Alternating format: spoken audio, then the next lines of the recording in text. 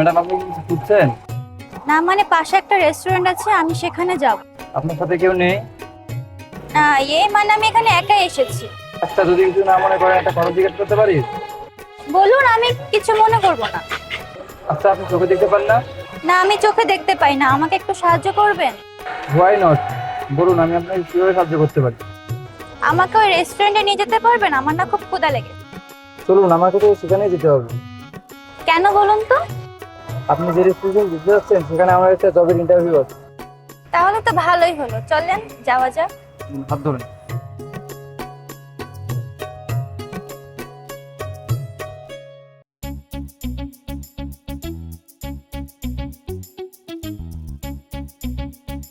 আপনি এখানে বসেন।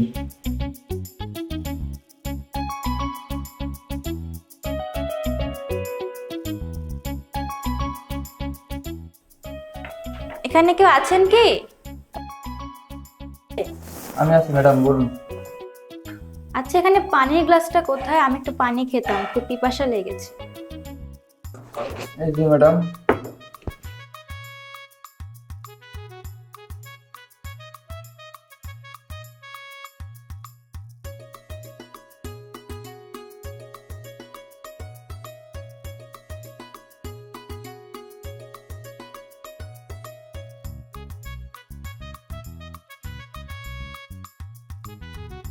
আপনাকে অনেক ধন্যবাদ ভাই।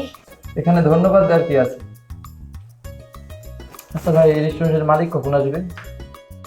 কেন বলুন তো? না মানে আমার একটা জবের ইন্টারভিউ দিতে আসছি তো, তাই জন্য। কিছুক্ষণের মধ্যে উনি চলে আসবে।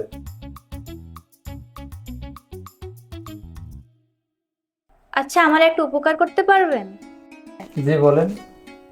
আসলে আমি টিস্যু পেপার খুঁজে পাচ্ছি না, আমাকে একটু টিস্যু পেপার এনে দিতে পারবেন? কিছুটা দিন।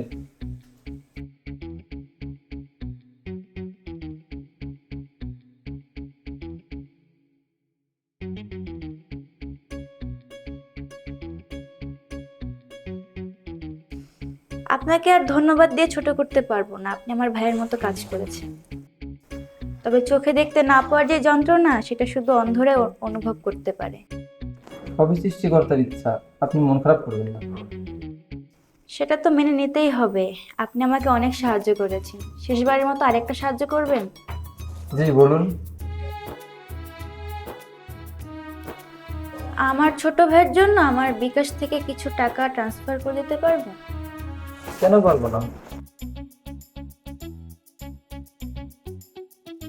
পিনটা বলুন। 222551। নাম্বারটা বলেন। 01904।